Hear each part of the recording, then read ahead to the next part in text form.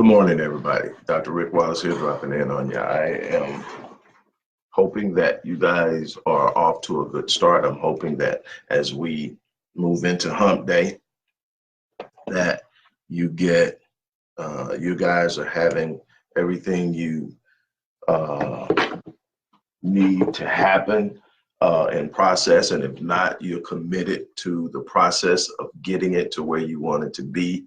Remember, everything is about process. We focus a lot on the promise of our potential, the promise of our faith, the promise of so many things that have these huge payouts, dividends, promises. However, we balk at the idea of the process. We move away from process at every opportunity. We don't want the struggle. And there can be no attainment of the promise without there first being an endurance of the process. And I talk process a lot because that's one of the greatest areas of failure. So when I'm not where I want to be, I visit the process. I know what the promise is. I know what my destiny is. I know what's out there for me. I know what my goals are. I know what my purpose is. I know all of that. So I'm constantly measuring myself against my potential. I'm never measuring myself against someone else. One of the worst things you can do is measure yourself against someone else and where they're at in their life versus where you are in your life. You're going to get a false reading because they're not living your life. They're not living through your purpose. They're not living through your design. They didn't get started where you started. So whether they're behind you, in front of you is irrelevant to you. You measure yourself against your purpose. You compete against your purpose, your position, where you are in direct juxtaposition to where your purpose says you should be. And that's what you focus on. You don't focus on what someone else is doing. This is why a lot of people really struggle. Why? Because if you're measuring yourself against someone else and you assess that someone else is doing better than you, and in your mind, you can't reason why they're doing better than you, you will become envious, you will become jealous, you will become hostile, and your energy is going to be off. And that's going to directly affect what type of results you're getting in anything you're pursuing at the time. Your job isn't to measure yourself. And here's another reason why it's going to hurt you if you're measuring yourself against others. Someone's doing better than you. So now you're mad, you're envious, you're jealous, you're frustrated, you're angry, you got your why me. And what else is that inhibiting? That's inhibiting you from celebrating the success of another person. There's so much powerful energy in the ability to look at someone else and be happy for them, to celebrate them, to enjoy what they're enjoying.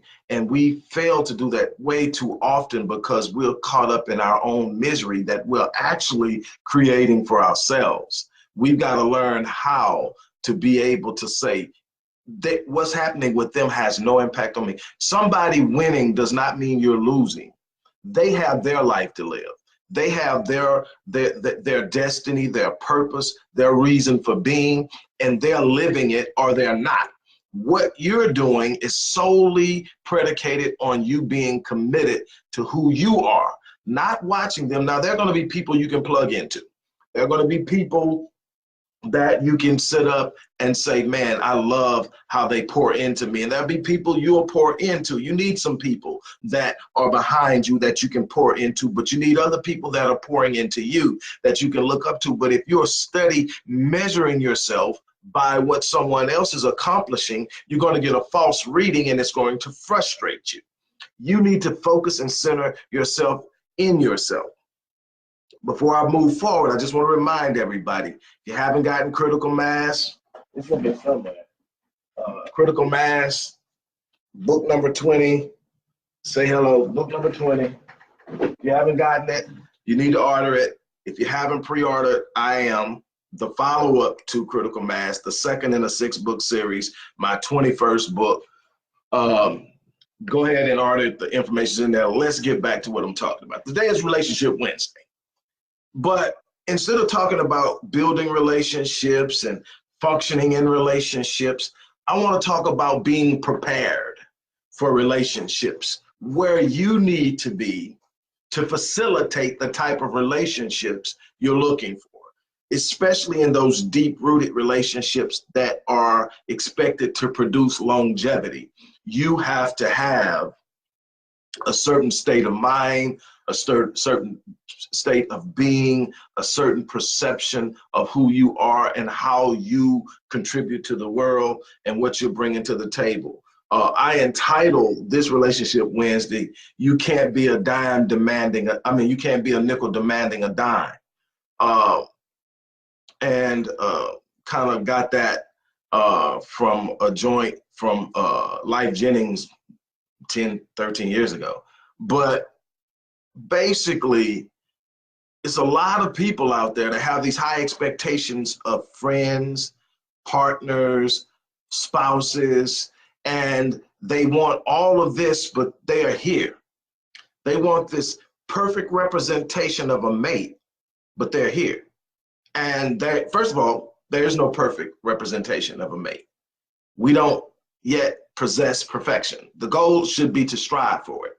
You should live every day to be better, aiming at a goal of perfection that you know you'll never reach. Why?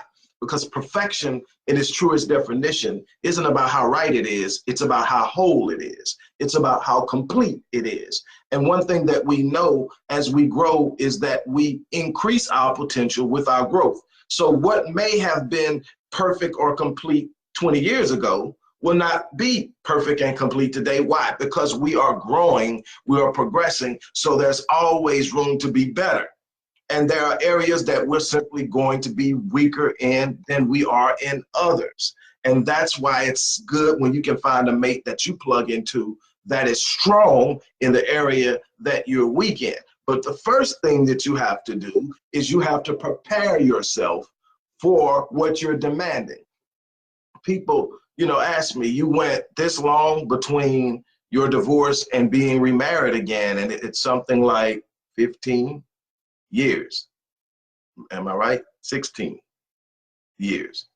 And it's not like I was single, as in not, engaging women at that entire time, but that was the time between making a commitment for life and failing, and making another commitment and thinking you're ready for it. And the first thing, and I tell people, the reason it took so long was two things. I had never really sit down to determine what I wanted. It was about meeting somebody and saying, man, this is a nice person, this is going to be great, and sitting up saying I can do it. It wasn't about me saying, what will it take, with knowing who I am and knowing where I'm going and knowing what that requires and the type of energy, commitment, effort, support, and environment it's going to require to go after what I'm going after. What does that look like in a mate? And then it took me several years to figure that out before I even got an idea. And then after I got the idea, I realized something. I didn't possess what was necessary to have the type of woman I was demanding. I'm not going to say I was a nickel chasing a dime, but I definitely wasn't the person who could hold down and sustain the type of woman I wanted. I had some issues on the inside, some things that came from insecurities in childhood, some things that came from some self-centered ideologies that I inherited and had nurtured and strengthened inside of myself, to where I was pretty self-consumed. It was about me, and if you didn't fit into what I was doing, oh well, and that doesn't serve well in the marriage. And I'm talking about marriage, but this goes for any type of relationship that you're trying to create and foster. You've got to be an equal to what you're demanding. Even when you're sitting up and you're demanding excellence from your children, that demand doesn't bode well or sit well or land well coming from a faulty origin. You can't be walking around half doing stuff and demanding excellence from your kid and think that's landing in a way that it's moving them. You've got to understand that it is the excellence that you are exuding that carries the compulsion of your demand. So if you're not sitting up and trying to be the best you can possibly be, it's hard to demand that of your children. But let's get back to the whole spouse and mate thing. See, in order for me to say I want a wife that's loyal, I want a wife that's committed, I want a wife that knows who she is, I want a wife that's healed and whole, I'm like, okay, what am I bringing to the table? And we've got to build ourselves. We've got to become a person who is whole and aware and healed. And see, a lot of us are carrying the wounds and the scars and the brokenness from times past because we never dealt with it. We never got a chance to process it and start to heal from it. We tell people all the time, I'm over it, I'm past it. But see, there's a difference between moving past something and healing from it. We've got to get an understanding of what we must become in order to have what we desire. Because you don't get what you want, you get what you are. That's in everything, in finance, in relationships, in business. It is what you are that produces what you will have. You can sit up and want it all day. You can make positive proclamations all you want, but if you don't raise the standard of who you are, you cannot raise the standard of what you receive. It simply is not going to happen. You can read all the scriptures you want. You can do all the prayers you want. You can meditate until you're done. You can chant whatever your faith demands that you do. But if you don't raise the standard of who you are, if you don't start determining that I'm going to raise the demand on myself to perform, lowering the tolerance of what I will accept from myself, you can never truly expect anything greater than what you are, period.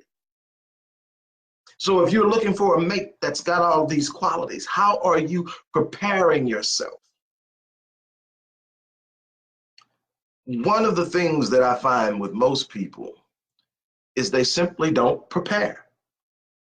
What do I mean by that? I mean that every week I wake up on Sunday and I set out my goals. I prepare for the week. I have an idea of what it is I'm going after. In other words, it's not just wake up and work. It's wake up and work towards this week's purpose, this week's set of goals. Goals in finance, revenue generation, goals in my marriage, goals in parenting, goals in what I'm going to do with the business, goals in every area in which I operate. There has to be a purpose for my movement. The problem is you got a lot of people grinding. You got a lot of people out there on their hustle. You got a lot of people out there putting energy and effort, but they don't give purpose to their movements. Movements without purpose causes chaos.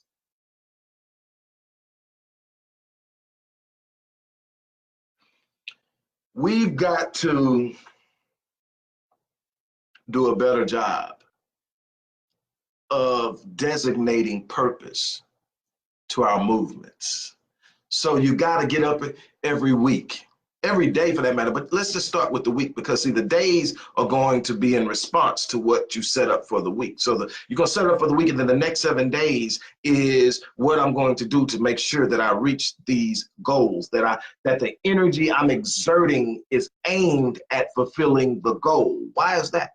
Number one is when you start to do this, you give your movement purpose, but you also set your path, and you have a clear idea and direction of where you're going and what you plan on achieving, and you become more consistent and more successful. And when you become more consistent and more successful, you become more confident. And when you become more confident, your energy rises. And when your energy on a Hertz scale rises, you emit that energy, and that energy will draw to you what is equal to it. So if I'm on 500 Hertz, which is the lowest you want to be on any consistent basis, if I'm at 500 Hertz, which is love, then I'm going to be able to attract people who are on 500 Hertz. And so I'm going to get some pretty nice results from what I'm emitting. I'm becoming a magnet for the things I desire by focusing.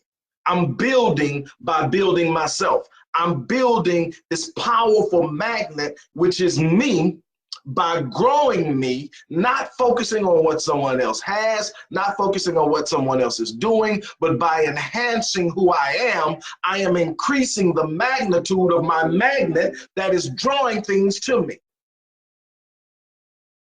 You are a magnet, whether you understand it or not. If you are on low frequencies, if you're always in a negative mood, you are attracting negative people, negative things, negative situations to you. That is reinforcing your negative thinking, which is producing the negative mood that continues the cycle. You got to get out of it. Okay, so then what? Well, then another thing that has to happen on a daily basis is you got to set your state. How are you waking up and what are you focusing on? I know so many people wake up in the morning and within the first 5 to 6 minutes, they're already focusing on all the negative things that are wrong in their life. What kind of bills got to be paid? What's going wrong with their job or their business or their marriage or in school or whatever. They already focused on it. And what you don't understand is what you focus on in the morning when you wake up, what you focus on is what you feel. So now you set your mood and your state on something negative. Another thing that people do when they wake up in the morning, the first thing they do when they wake up is they reach for that phone. I have a personal rule that as a rule, I don't touch my phone outside of putting it in my pocket because I'm not going back to the room anytime soon. I literally leave my room. I might not be back in there for 8 or 9 hours. I'm not a hang out in the bedroom. I sleep in my bedroom. Other than that, not a whole lot. So when I come out, so I throw the phone in my pocket and it stays there for a minimum of an hour. What you saw me doing at the beginning of this video is remembering to turn my phone on. And I've been up since 4 something, almost 5, something like that. Excuse me. So what am I getting at? I'm getting at the fact that you have to be responsible for setting your state. What does this have to do with relationships, Doc? I'm trying to tell you that in order to facilitate a great relationship, you have to become great. You have to become a person that's bringing equal to the table of what you expected. You can't expect a 10 when you're producing a 5. It simply is not going to work. You got to have some things to attract the 10. So you can't attract a 10 as a 5. It doesn't work that way. Even when you try to manipulate a 10 by pretending you're a 10 and knowing you're a 5, it doesn't work that way. You might convince it to turn around, but he won't be able to pull it to you and hold it to you. See, when you stick a magnet to a magnet, the only way you get that separate, you got to forcefully pull it apart. Why? Because it's drawn together, because it belongs together, and that magnetic force holds it. But when you are trying to front it, you can get them to turn around. You might get them to come over. You might get them on a few dates, but you're never going to truly be able to pull in a 10 and hold them because you don't even have the confidence of a 10, which is the most powerful force holding it together.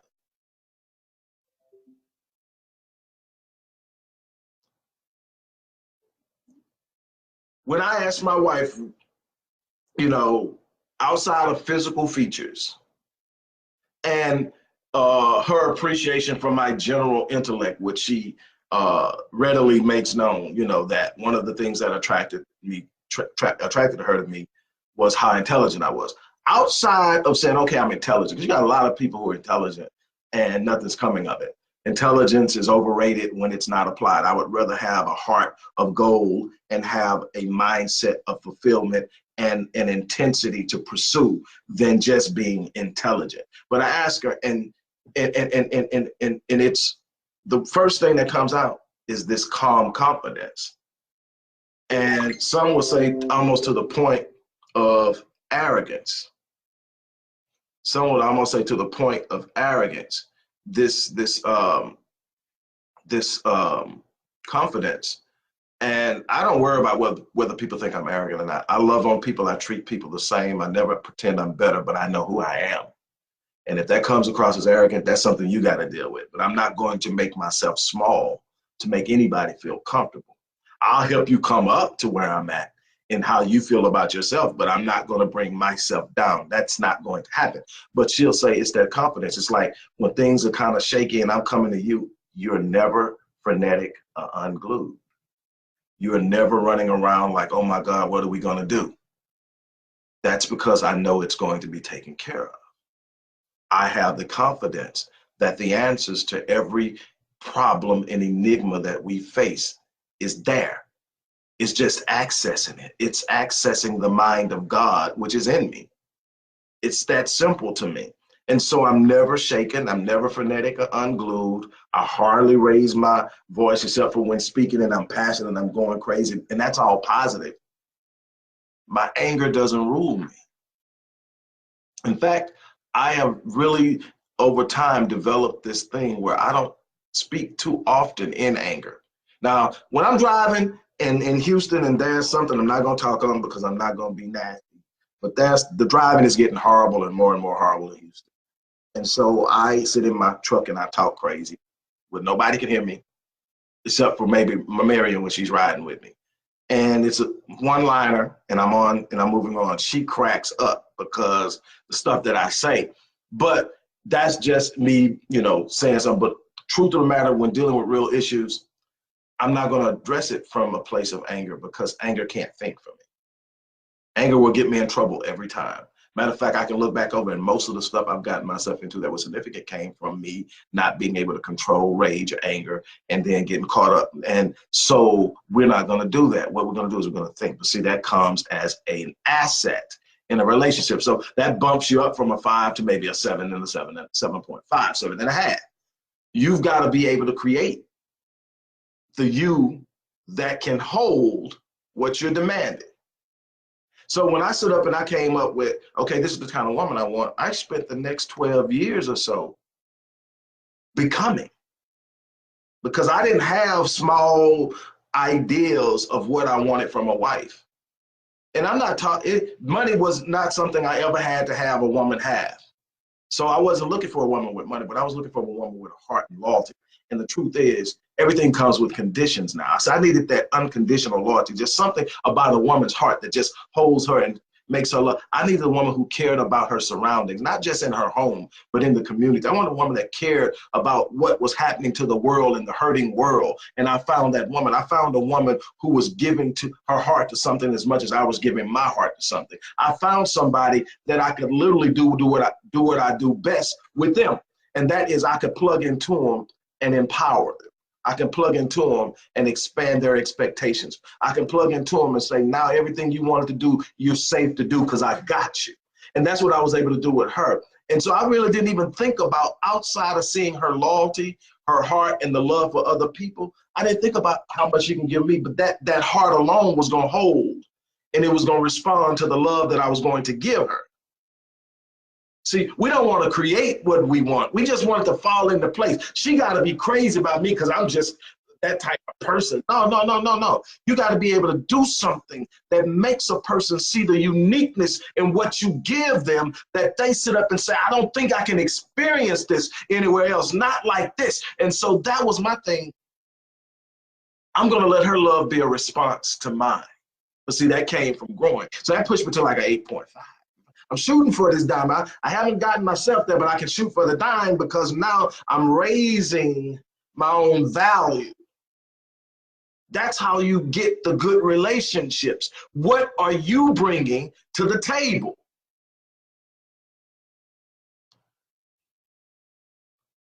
You've got to set your state.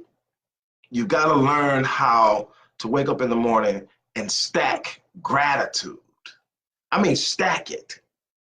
The first thing most people do is wake up and within, like I said, within 5 or 6 minutes, their mind's going 100 miles an hour by everything that's wrong. Or they're surrendering their personal sovereignty to their device. They get up and the first thing they do is reach over to the nightstand, grab the device, start scrolling through it. And now you got all of these influences, most of which are not good, invading your mental space and creating a mindset that's got you frustrated before you get started. You got to wake up in the morning and establish your sovereignty over your day and say, I am grateful for, I am thankful for, I am prepared for, and now I'm going to go out and make this, and this happen today, despite the challenges I'm going to face, despite the fact that people are going to be wishing for my demise, despite the fact that there are going to be some people that will not let me live down my past, despite the fact that there are some people that are simply hating that I may be doing something they're not doing. I'm still going to meet every challenge. I'm going to overcome what I can overcome. I'll do it tomorrow, but I'm never going to quit. Then you will pick up your phone and say, what's the first challenge? When you have a mindset that I'm built for this, that I'm grateful because everything around me could be something I didn't have. When you start stacking what's wrong, you're headed for depression. You're headed for low expectations. You're headed for negative energy, poor health. All of this stuff is connected. All of it's connected. That's something I tried to do in Critical Mass and I Am. Those last two books, I tried to show how all of this connected. What does psychosomatics come from? Why is there a connection between mental state and physical state? How can my thoughts impact my health? How can my faith impact my health? How do my beliefs impact my health? And this thing is even greater than that. And so we're talking about energy, beliefs, faith, thoughts, all these things. And I try to draw that together so that people understand you are literally in control of your life. A lot of you are experiencing illnesses because you are acquiescing to the power and the force of your thought processes that see the negative in everything, and that negative energy is producing a constant chronic state of stress, which means that you have cortisol and adrenaline pouring through your bloodstream almost constantly, and that is tearing you down, and it's creating the opportunity. And then that environment also is epigenetically charging up disease genes and opening them and activating them. From an epigenetic perspective, now you've got enough genes open that you can develop diabetes. You got enough genes open that you can develop coronary heart disease. And you'll fool around and open up the 13 minimum genes you have to have, negative disease genes you have to have operated to create the gene mutation and cell mutation that causes cancer. All of this is coming from your environment, your state of thinking, your state of how you experience life. Have you ever seen people, no matter what they're going through, they got a smile on their face and you swear they're in a state of denial? No, they have an optimistic perspective on life, that I am built for the challenge. Matter of fact, they probably had numerous experiences in life where things were just stacked against them. Everybody thought they were out of the game and they overcame. And they started to learn that I can't be stopped. The only way you can stop me is to stop me from breathing. And if I stop breathing in the middle of a fight and I've fought every other battle and won, I die a winner. There is no way to lose except by quitting, by giving in to the pressures of a perceived reality.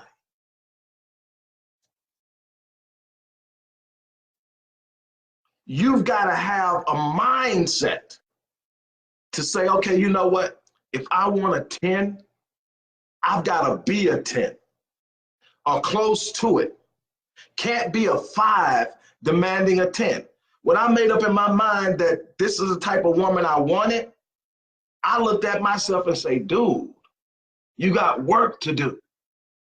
And then I wake up every day and say, dude, you got work to do.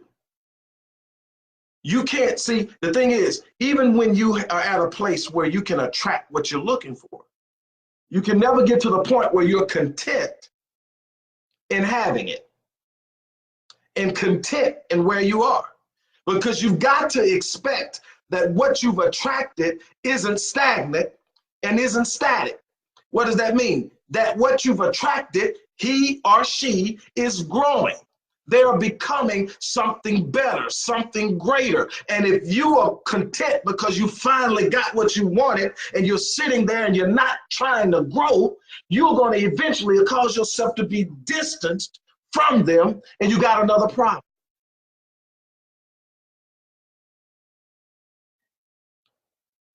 I wake up every day and I look at myself, and there's plenty of work to do. And I don't do my work in fear. I don't have a fear, well, if you don't get this done, you're going to lose. I don't work like that. I don't operate out of fear. I operate out of a sense of responsibility. Now, how people perceive responsibility, each person is different. My responsibility is to be the best person I can, because the best person is going to do the best work, is going to produce the best results. And so I look at what I want for my wife, my family, myself, and then I say, you got work to do. So I'm going to raise up and I'm going to do the work. I'm going to spend very little time whining and complaining, if any, about how life is going, because life happens. Life happens to everybody. You're not the only one going through something. Trust me. If you need a reason to be grateful, I suggest you go down to any cancer ward or any mental ward in a hospital and just take a little lap around the area and see what's going on, and you'll have plenty of reason to be grateful. Just go down to some of these places, Texas Children's, if you're in the Houston area, or to the Children's Hospital in whatever area you're living in, and look at what some of these babies are going through. And ask yourself, is it as bad as I thought it was? As far as what I'm going through. Go down to the mental ward and see how many people have lost touch with reality, can't even remember who they are. And ask yourself, am I in as bad of a situation as I thought I was? Go down to the cancer ward and watch how many people would give a leg just to have an opportunity that you have to wake up in the morning and put some work in and make some things happen. And ask yourself, is your life as bad as you thought it was? Learn how to stack gratitude instead of finding the things that are wrong. Learn how to understand that if you wake up and you've got your right mind, that you're in a position to do something better than you did yesterday. And that's something to be grateful for. I've said this so many times, and I'm going to say it again. You know, my wife is not an attention seeker. Because if she was, she would be doing what I told her to do about getting a presence on social media as far as video for the work she does, both in business and in the community, but that's not her thing. I've drug her on a couple of times and it was awesome. The feedback was awesome, everything, but that's not her. So every time I big up her on social media, the first thing I hear is a thank you, baby. It's, why are you putting me out there like that? And the thing is, I'm putting you out there like that because you are the thing that I'm most grateful for. See, when I wake up in the morning, you've heard me say this many times before when I talk. When I wake up in the morning, I normally turn from my side to my back and I look up, then I look over. And to my left is my wife. She's laying next to me. And I look at her and I watch her until she takes that first breath. And when I see her body rise and come back down, I say, thank you. That's the thing I'm most grateful for. Not possessions, not anything I've ever had in the past can amount. Hello, everybody. Dr. Rick Wallace back at you to continue where the disruption took place. I do apologize for the technical difficulties. We're back up and running. I just want to finish off what I was saying because I think that what we were discussing is immensely important. So I'm going to just cap off where we left off. If you're not on Facebook watching it as a live, you're probably not going to get the disruption. You'll see a slight break in the recording, and then it'll just continue. But this is going to be two-parted on Facebook. It's going to be the first one and then this continuation. So two different videos. Everybody else is going to see this as one video, and that's pretty much it. Where I left off was I was talking about the importance of building gratitude. I was talking about the importance of having gratitude set the state of your day. I was talking about how we tend to allow other things to create the mood and the state of mind and the level of anticipation and expectation that we have for the day because we wake up worrying about our problems. We wake up and within a matter of seconds or minutes, we are literally moving into thinking and worrying about things. And the truth of the matter is there's absolutely nothing that you're going to face in this life that you don't have the solution or the answer to because of your connectivity to the Most High, to God. And however you see that, the answer is there. The answer has always been there. The answer was there before you even knew it was a problem. But because we are trained to focus on the problem, we consistently look at what's wrong. We never ever give knowledge or acknowledgement to what's right.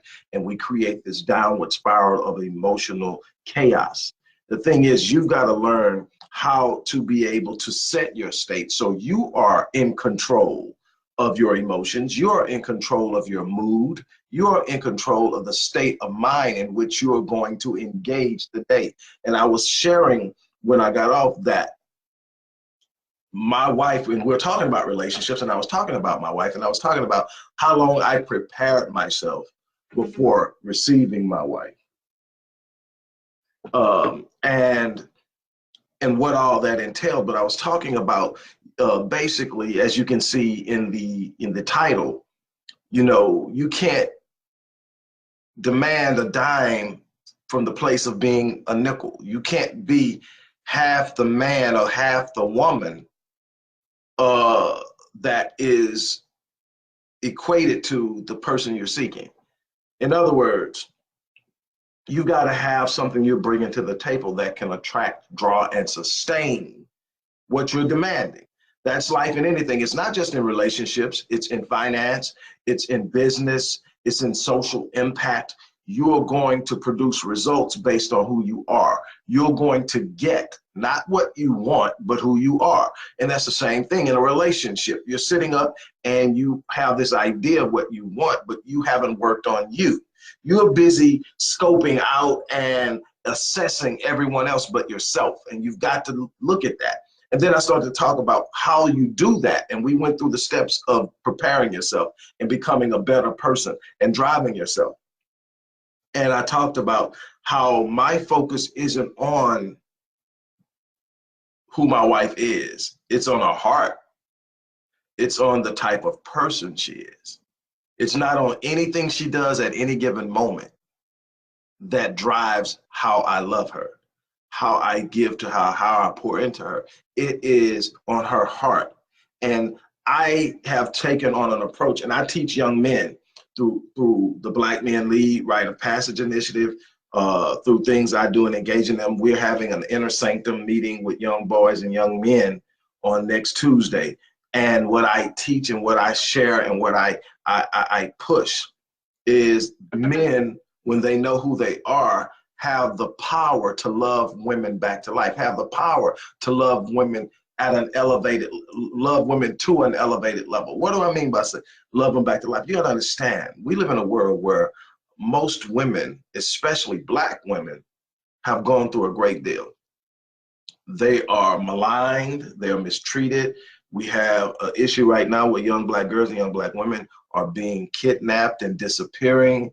We have issues with a large number of Black women being single parents and all these other things.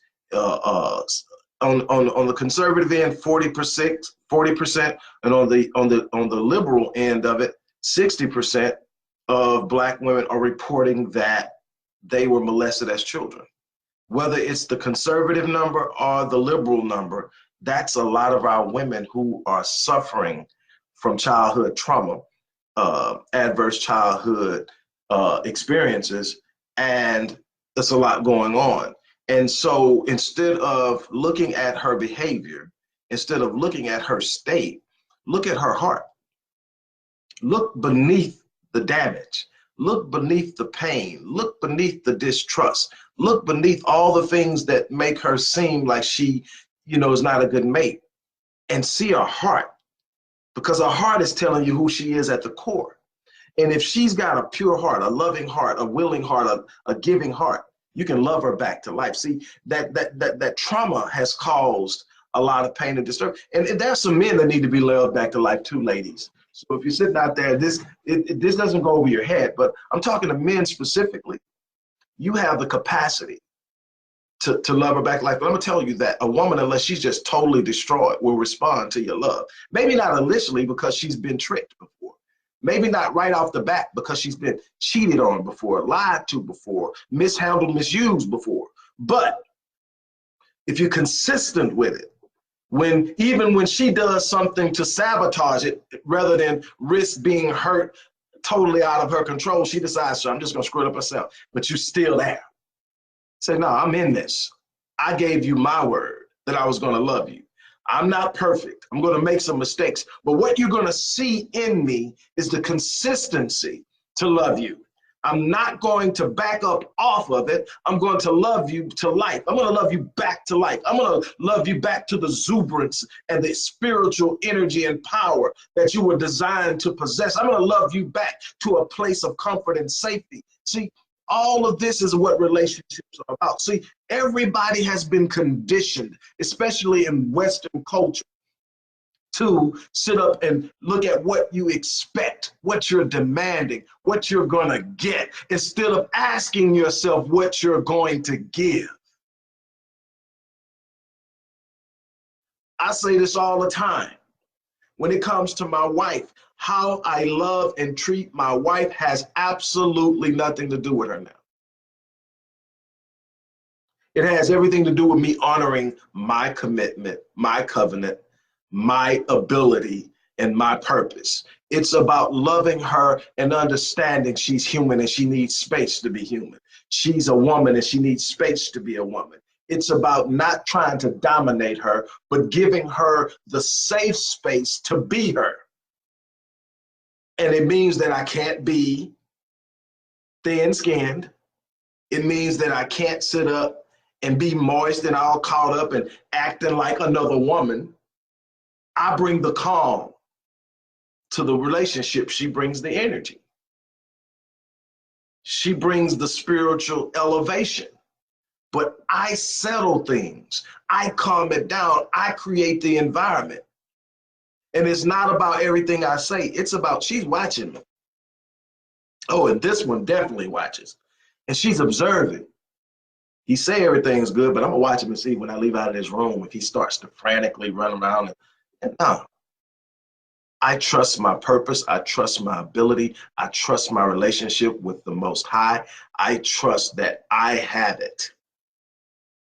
It's not always on my terms, but it always comes to fruition. I mean, it always, every time that seems to be an issue, it comes to fruition. Why? Because I trust the process. But that gratitude of waking up in the morning and I look over there and I wait and I look, I'm watching. And when she breathes in and she breathes back out, she inhales and she exhales.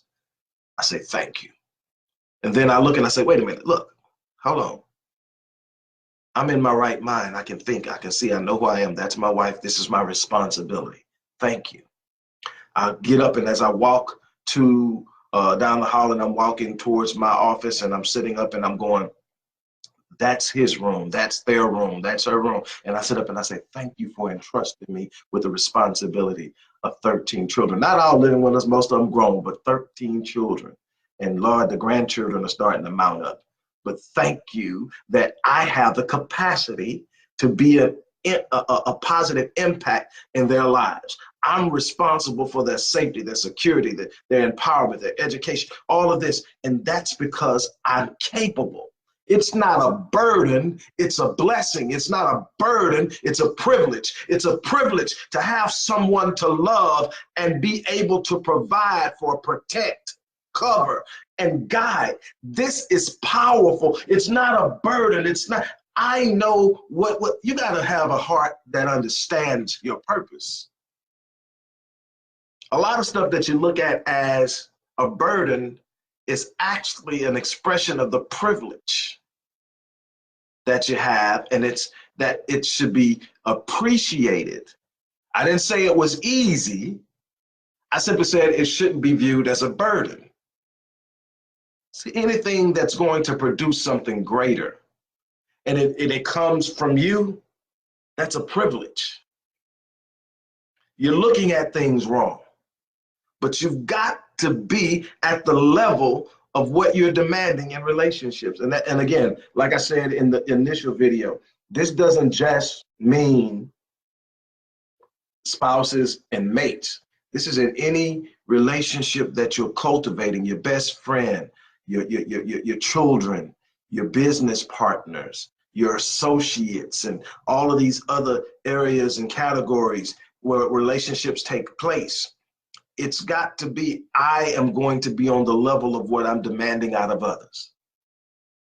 I am going to be on the level that I demand out of others. So I wake up every morning with a challenge. I need to be better. Why? Because I'm expecting her to grow and be better. And I know that she is growing. And if I become stagnant and complacent, she'll outgrow me and I won't fit anymore. And it's not out of fear. I don't live my life out of fear. I wake up every day knowing that there may not be another day for one of us. Or I wake up in the day and understand this is life. I wake up and understand there's a number of things that can come, but I don't live my life and worry about that. I live my life in the idea of response. As long as she's here, as long as she's my wife, I'm gonna love her with everything I got, and I'm gonna be thankful and grateful for the opportunity to do so. It has nothing to do with who she is, how she acts on any given time. It has nothing to do with what's going on with us. Luckily, we have a relationship where we get along almost all the time. Outside, and I tell you all the time, outside of the fact that I'm not ticklish, and she's intent on tickling me every freaking day. Other than that, everything is mostly great. We have our disagreements like anybody else, but not at the magnitude of what I've seen in my clients, what I've seen in the past, what I've experienced in the past. We work through, we get over it, we move on, and we love one another. And what I'm trying to get you to understand in all of this is you're going to be the designer and the architect, the designer, and the manufacturer of the relationships that you create. It's going to be you. You're going to make a choice in what you receive about who you become. I know it may sound a little crazy, but you gotta be in a place where you understand the importance of becoming. See, it doesn't matter who you were then. What matters is what you have become and what you are becoming, because that's going to dictate what you are receiving in the way of results and circumstances and situations. You're built for everything you're going to face, but you got to develop the capacity. You have to develop the capacity to rise and accomplish the things you were designed to do. Just having the potential isn't what it is, isn't anything. Knowledge isn't power, knowledge is potential. Experience isn't power, experience is potential. What happens? You've got to take the potential, activate it, and then actualize it.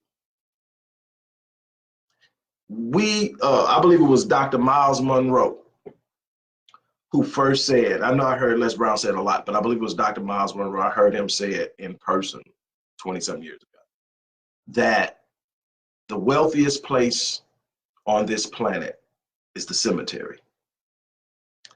And he justified his statement by saying, in the cemetery, you will find books that were never written, conversations that were never had, inventions that were never launched, businesses that were never opened, relationships that were never cultivated, started and cultivated, died with the person who was designed to carry it out.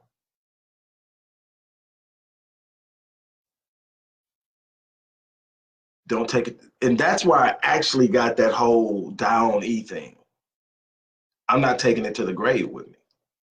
I'm not taking the potential of doing something great, of loving someone hard, of being a support system for someone, of book writing, of speech giving, of public speaking, all the things that I do with great passion. I'm going to do everything that I see that I can do that is going to have an impact on the world beyond me. I'm going to do it. I'm not taking it to the grave. I'm going to live my life on full, so that when I leave this place, I down E. I mean, when I down E, I can go away from this life, having given it my all, having left a legacy that will speak for me and of me long after I'm gone. Nobody's going to remember after I'm gone. Within a certain period of time, nobody will remember how many cars I had, what they were, how they looked, how much money was in my bank account, where I lived, what kind of clothes I wore. None of that is going to have longevity. But when you've got people in this world whose lives you've touched, they not only share that you've touched them, they touch others. And that becomes an extension of your legacy. I tell people all the time, my goal isn't to affect people simply. My goal is to infect people. So when you affect a person, you change them. When you infect a person, you change them, and then they go out and change other people. Because what you gave them is a contagion, it's contagious. When they go out, they can't help but do it. And they touch people, infect them. And then now you've started this massive contagion, this epidemic of hope, an epidemic of faith, an epidemic of anticipation, an epidemic of power. That's my goal. But in building those relationships, it's you that matters, not them. When you elevate, you will draw to you what you have become. On that note, I'm going to get off of here. You guys have an unbelievable day. I'm out.